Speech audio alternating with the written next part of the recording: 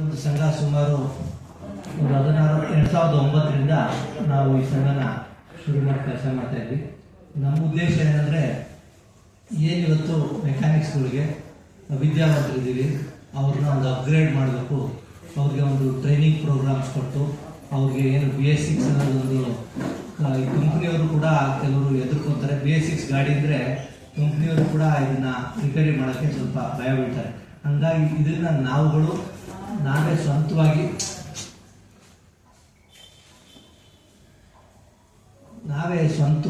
ಇದನ್ನು ನಾವೇ ಟ್ರೈನಿಂಗ್ ಒಂದು ಗ್ರೂಪ್ ಮಾಡಿಕೊಂಡು ಸುಮಾರು 40ಕ್ಕೂ ಹೆಚ್ಚು ಟ್ರೈನಿಂಗ್ಗಳನ್ನ ನಾವು ಇಡೀ ರಾಜ್ಯದಲ್ಲಿ ಕೊಟ್ಕೊಂಡ್ಬಂದಿದ್ದೀವಿ.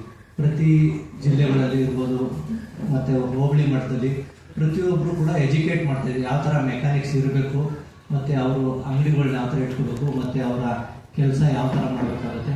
ಯಾಕೆಂದರೆ ಇವಾಗ BS6 ಅಂದರೆ ಮೊದಲು ಥರ ಹಳೆ ಕಾಲದ ಥರ ಏನೋ ಬಡ್ದು ಮಾಡುವಂಥದ್ದಲ್ಲ. ಇದೆಲ್ಲ ಸ್ವಲ್ಪ ಟೆಕ್ನಾಲಜಿಕಲಿ ಅಂದರೆ ಮುಂದುವರೆದಿರುವಂಥ ಗಾಡಿಗಳಿವೆಲ್ಲ.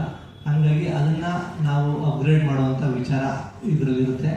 ಮತ್ತು ಜೊತೆಗೆ ನಾವು ಇಲ್ಲಿ ಅವತ್ತು ಏನು ಸಮಾವೇಶದ ದಿನ ಏನು 17ನೇ ವರ್ಷದ ಸಮಾವೇಶದ ದಿನ ಒಂದು ಫ್ರೀ ಚೆಕಪ್ ಇರುತ್ತೆ. ಅಂದರೆ ಬೆಳಿಗ್ಗೆ 9ರಿಂದ 10 ಗಂಟೆವರೆಗೂ ಫ್ರೀ ಚೆಕಪ್ಸ್ ಇರುತ್ತೆ.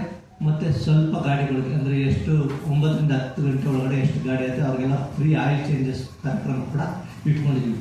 ಮತ್ತು ಇನ್ನೊಂದು ವಿಚಾರ ಅಂದರೆ ನಮ್ಮ ಪ್ರತಿಯೊಬ್ಬರು ಮೆಕ್ಯಾನಿಕ್ಗಳು ಸ್ವಲ್ಪ ಡಿಫ್ರೆಂಟ್ ಹಳೆಯ ಗಾಡಿಗಳನ್ನ ಸ್ವಲ್ಪ ಆಲ್ಟ್ರೇಷನ್ ಮಾಡಿ ಸ್ವಲ್ಪ ಶೋಗೆ ಅಂತ ಇಟ್ಟಿರ್ತಾರೆ. ಅಂಥ ಗಾಡಿಗಳನ್ನ ಕೂಡ ಅಲ್ಲಿ ಪ್ರದರ್ಶನ ಮಾಡ್ತಾಯಿದ್ದೀವಿ.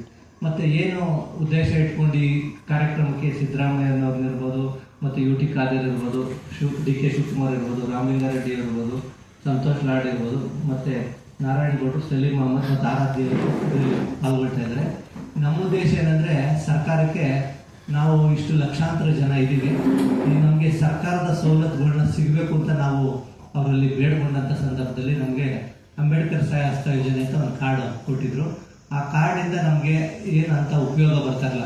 ಅದಕ್ಕೋಸ್ಕರ ಅವರೆಲ್ಲ ಏನು ಹೇಳ್ತಾ ಇದ್ರು, ಕಟ್ಟಡ ಕಾರ್ಮಿಕರದು ಕಾರ್ಡ್ ಇದೆ, ಅದರಲ್ಲಿ ಸವಲತ್ತಿದೆ, ಇದರಲ್ಲಿ ಏನು ಸಿಗ್ತಾ ಇಲ್ಲ ಅಂತ.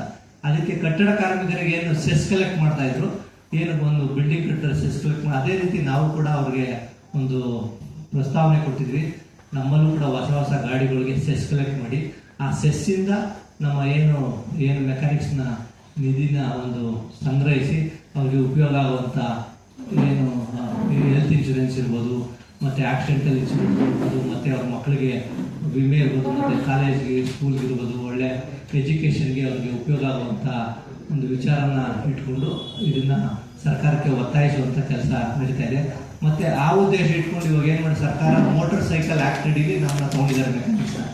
ಆ ಆ್ಯಕ್ಟ್ ಅಡಿಲಿ ಇವಾಗ ಸೆಸ್ ಕಲೆಕ್ಟ್ ಮಾಡೋಕ್ಕೆ ಕೂಡ ಅವರು ಒಪ್ಕೊಂಡಿದ್ದಾರೆ. ಆ ಸೆಸ್ಸಿನ ಕಲೆಕ್ಟ್ ಮಾಡೋಕ್ಕೆ ಸ್ಟಾರ್ಟ್ ಮಾಡಿಲ್ಲ. ಅದು ಮಾಡಿದ್ಮೇಲೆ ಏನು ಸರ್ಕಾರದ ಸವಲತ್ತುಗಳು ನಮಗೆಲ್ಲ ಕಟ್ಟಡ ಕಾರ್ಮಿಕರಿಗೆ ಸಿಗ್ತಾ ಇದೆ, ಅದಕ್ಕಿಂತ ಹೆಚ್ಚು ಸವಲತ್ತುಗಳು ಇದ್ರಲ್ಲಿ ಸಿಗಬೇಕು ಅಂತ ಒಂದು ಉದ್ದೇಶ ಇಟ್ಕೊಂಡಿದ್ವಿ. ಮತ್ತು ಏನು ನಮ್ಮ ಇಲ್ಲಿ ಏನಾಗುತ್ತೆ ಅಂದರೆ ನಮ್ಮ ಮೆಕ್ಯಾನಿಕ್ಸ್ ಅಂದರೆ ಅವರು ಸ್ಪೇರ್ ಪಾರ್ಟ್ಸ್ ಪರ್ಚೇಸ್ ಮಾಡ್ತಾರಲ್ಲ. ಯಾಕೆಂದರೆ ಅವ್ರಿಗೆ ಯಾವುದು ಹೊಸ ಸ್ಪೇರ್ ಪಾರ್ಟ್ಸ್ ಬರುತ್ತೆ, ಅದು ಯಾವ ಥರ ಇರುತ್ತೆ ಅಂದರೆ ಕಂಪ್ನಿಗೆ ಈಕ್ವಲೆಂಟ್ ಆದಂಥ ಸ್ಪೇರ್ ಪಾರ್ಟ್ಸ್ನ ಒಂದಷ್ಟು ಬಿಡಿಭಾಗ ಪ್ರದರ್ಶನಗಳು ಕೂಡ ಇಲ್ಲಿ ಇಟ್ಟಿದ್ವಿ. ಆ ಬಿಡಿಭಾಗ ಪ್ರದರ್ಶನ ಏನಾಗುತ್ತೆ ಅಂದರೆ ನಮ್ಮ ಮೆಕ್ಯಾನಿಕ್ಸ್ಗಳಿಗೆ ಅವ್ರಿಗೆ ಯಾವ ಥರ ಇದು ಉಪಯೋಗ ಆಗಬೇಕು, ಅಂದರೆ ಯಾವ ಪಾರ್ಟ್ಸು ಯಾವ ಮ್ಯಾನುಫ್ಯಾಕ್ಚರಿಂಗ್ ಕಂಪ್ನಿ ಮಾಡ್ತಾ ಇದೆ, ಇದು ಕಂಪ್ನಿಗೆ ಸಪ್ಲೈ ಮಾಡ್ತಾ ಇದ್ದಾರಾ ಇಲ್ವಾ ಅಂತ ತಿಳ್ಕೊಳ್ಳೋಂಥ ವಿಚಾರ ಕೂಡ ಆಗುತ್ತೆ. ಮತ್ತು ಇನ್ನೊಂದು ವಿಚಾರ ಅಂದರೆ ಇವಾಗ ಎಲೆಕ್ಟ್ರಿಕಲ್ ವೆಹಿಕಲ್ಸ್ ಭಾಳಷ್ಟು ದಟ್ಟವಾಗಿ ಬರ್ತಾ ಇದೆ. ಅಂದರೆ ಮುಂದಿನ ದಿನಗಳಲ್ಲಿ ಇವಾಗ ಏನೊಂದು 10 to 15% ಎಲೆಕ್ಟ್ರಿಕಲ್ ವೆಹಿಕಲ್ಸ್ ಬಂದಿದೆ. ಮುಂದಿನ ದಿನಗಳಲ್ಲಿ ಎಲೆಕ್ಟ್ರಿಕಲ್ ವೆಹಿಕಲ್ಸ್ ಕೂಡ ಜಾಸ್ತಿ ಆಗುತ್ತೆ. ಅಂದರೆ ಮ್ಯಾಕ್ಸಿಮಮ್ ಈಗ ಪೊಲ್ಯೂಷನ್ ಒಂದು ಉದ್ದೇಶ ಇಟ್ಕೊಂಡು ಏನು ಮಾಡ್ತಾರೆ, ಎಲೆಕ್ಟ್ರಿಕ್ ವೆಹಿಕಲ್ಸ್ನ ಮುಂದುವರಿಸ್ತಾರೆ. ಆ ಎಲೆಕ್ಟ್ರಿಕಲ್ ವೆಹಿಕಲ್ಸ್ ಕೂಡ ಟ್ರೈನ್ನ ಆಲ್ರೆಡಿ ನಮ್ಮ KTWT ವತಿಯಿಂದ ಶುರು ಮಾಡಿದ್ವಿ. ಇದು ಕೂಡ ಒಂದು ಅಪ್ಗ್ರೇಡೆನ್ಸಿ ಆಗುತ್ತೆ. ಅಂದರೆ ಅವ್ರಿಗೆ ಒಂದು ಟ್ರೈನಿಂಗ್ನ ಕೊಡುವಂಥ ಕೆಲಸ ಕೂಡ ನಾವು ಮಾಡ್ತಾ ಇದ್ದೀವಿ.